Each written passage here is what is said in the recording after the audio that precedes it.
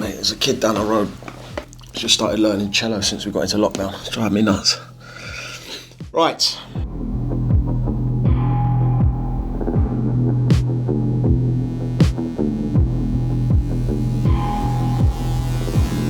Hi, I'm Joe Cole. My name's Sope Dirisu. And this is my GQ action replay for Gangs of London. Let's get into it.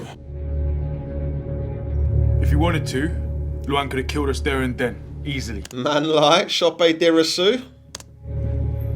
Here he is, the boy, Papa Esawadu in the house. Let him sleep it off, we'll grill him in the morning. Lucien M. Samati, say no more. Surrounded by some heavyweights for this opener. Sure, trust me. That click of the gun moment, a change in the scene, because he thinks that he's like winning them round, he's talking the talk and he's telling them what they need to know. So why is he pulling a gun on me? And just like in that moment, I remember feeling as Elliot, this is so long. Get on your knees. Sean. Kinky. No, I don't buy it. He sent you, didn't he? What? No, I work for Jim. I work for you. You expect me to believe some street grunt can do what you just did? We spent a week searching the city. You find him in a day. So obviously it's not a real gun, right? But it's still metal and it's still heavy. I just remember the force with which Joel was pushing that gun into the back of my head. I'm grateful for my hair so it didn't leave an imprint in the back of my skull. Don't even. I'm my father's son and I will take a fucking belt sander to your eyes if you don't start talking. Fuck off! Shit I've been through today for you. Risk my life to drag that dizzy to your door. I remember when I did the audition for this, I was in the States, I was in Louisiana. A friend of mine, one of the actors on the job I did, Doug, was helping me audition. And we had a real good laugh doing this scene because obviously Doug was doing a full-on kind of American accent. You think I'd bring that dizzy to your door? And we kept corpsing because it didn't quite work in the same way as Sope's doing it. And you put a fucking gun to my head, fuck you! So him pushing the gun into the back of my head brings out that fight in Elliot to shout back at him, no, I'm gonna fight fire with fire. And then Joe's next line was just incredible, and the way he delivers it is wicked as well. You done? Because in that moment it's just like, oh wow, that didn't work. I really might actually die now. I want everyone searching for these fuckers. I don't care if they work for us or they're paid off by us. They join the hunt. You might have noticed the accent, a bit different to my own. With conversations with Gareth Evans, he wanted Sean to have gone to kind of the most expensive private school, boarding school, whatever it is in the country. I had a lot of fun actually with just making it a bit eccentric and a bit extreme. It's Elliot, right? That includes you.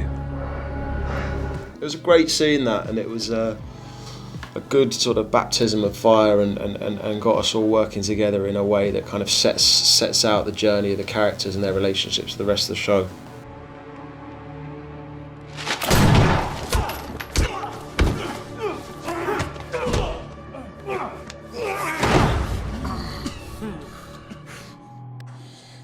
Lee Charles, man. This guy's world kickboxing champion over and over and over. And he actually put on like a couple of stone just to play this role. I'd rehearsed the fights over and over and over again with Jude Poyer and Chris Webb. Jude is the stunt director and Chris was my trainer and he just like taught me all the choreography for the fights. But Chris is like 5'8" and not as heavy as Lee. And then I remember meeting Lee for the first time to rehearse this fight scene with him and just being like, this is Chris, that's Lee, this is a completely different fight now, you know? So we definitely had to learn the dance with different partners.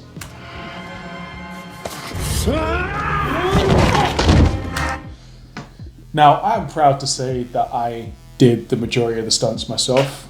Probably about 95% of the series as you see it is me. But there's no way on earth I was gonna allow myself to get smashed on the corner of that wall like that. No! And also like, if anything goes wrong, I suppose you got to shut down production because your lead actor can't walk. So in this instance, I'm really grateful for Men's Sana Tamakloe, who was my stunt double in this. Watching him do that live, like every time I wanted to run in and be like, Men's, are you good? Are you okay? And he'd be like, yeah, I'm fine, let's go again. It's like, go again, are you mad? Oh man, just watching that again just makes my spine tingle, but I suppose that's all part of the joy of working with Gareth on a Gareth Evans project.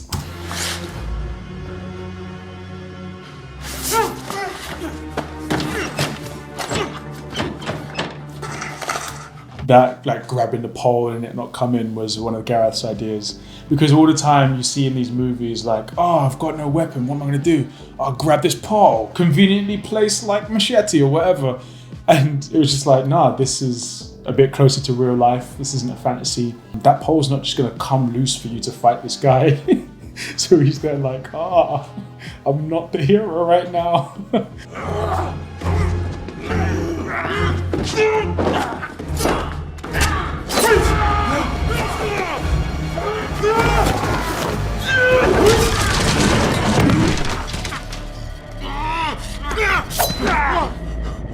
Man, even like rewatching that scene again, it's just like, I don't know what my face looks like, but it's stressful, so stressful.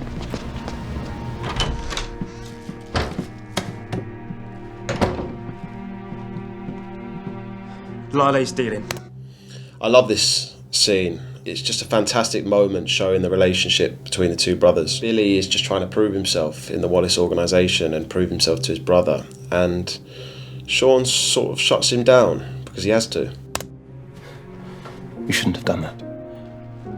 What? We needed to find out who was dealing. No, not you. Not you, Billy. You're sick. Look, I wanted to help! I can do something. If you want to help, stay away from this stuff.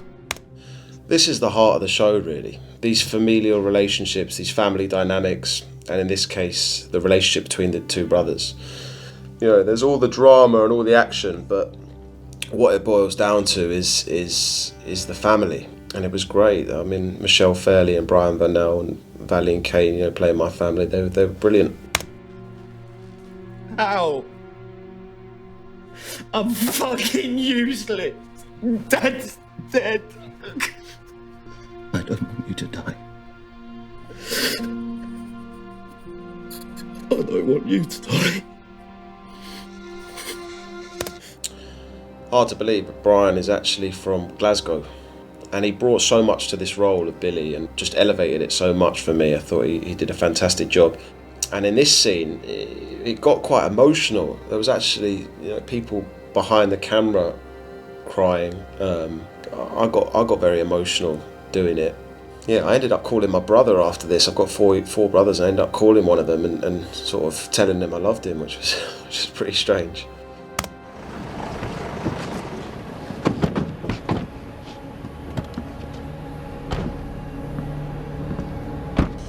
So this is a back street in Soho, but it's not actually a back street in Soho. It's shot somewhere in Surrey, I think. The art department again did a great job and just made it look like a Soho back alley. It was pretty cool when we turned up. Sit tight, dickhead. What about the old man? Fuck him. That's John Agard. John Agard is a poet. He's a bit of a legend. I had a few drinks with him after this. It's good fun. Finn had the plan. Sean? So yeah, there's a laser on my head. The laser wasn't actually there. The laser was done in post. But this next bit. John, get up!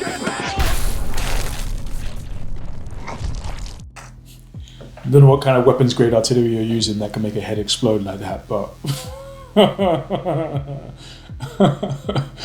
whoa.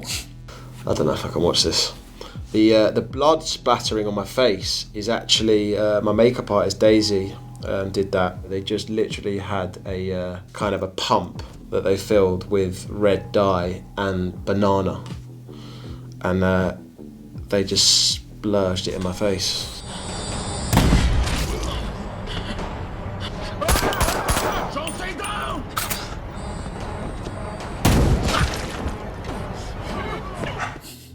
Martin van Broekhuizen, who was the DOP for this block, and he said, I'm going to run alongside you. I was like, okay, cool. Do you want me to like run half speed? And it's like, no, go full speed, it's cool. I was like, full speed? He's like, yeah, of course. Like he does trail running and stuff. So he's like, he's super fit. He's like, yeah, I'll be fine. I was like, you want me to go full speed and you're going to chase me with the camera?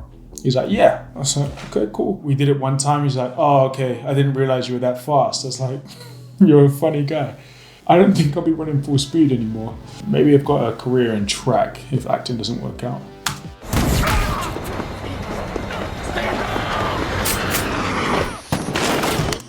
Man, yeah, that was our stunt doubles, that final piece. Obviously, Sope's doing the running. Sope's double jumped on my guy, literally took him out, and I'm glad they were there, to be honest.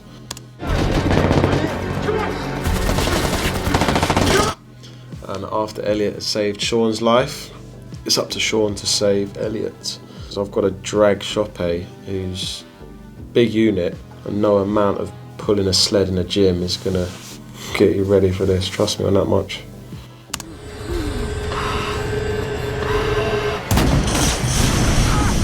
No, not Sean, hey God! What a way to go.